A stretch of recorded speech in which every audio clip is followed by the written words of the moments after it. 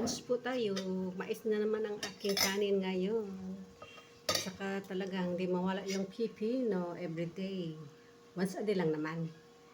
Pipino at saka supi ko yung sardinas, mega sardines.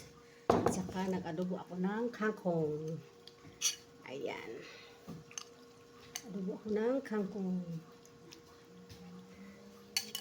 Ang ayaw kumain ito. Yun sa ngayon. Knockdown si mother.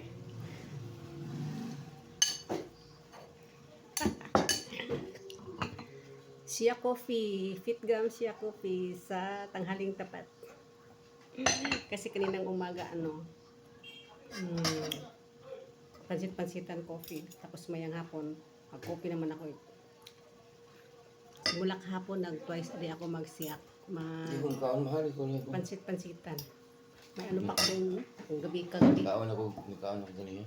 Yung kagabi po. Well, panis na rin. Siyangan mo lang.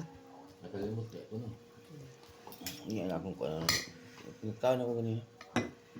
Huwag ka naglalat sumto. Ha? Pila na magtungkuhan ako. Kaon ako ganyan.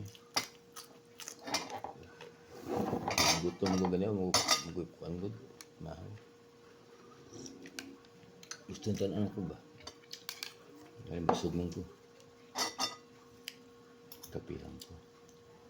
Oo, niya nagpertan ko yung taon na eh.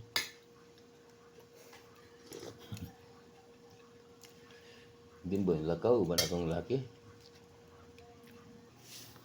Tapos na pala kong kumain na ligpit ko na yung pinag-ainan ko. Tapos ito. May natira pa na ano.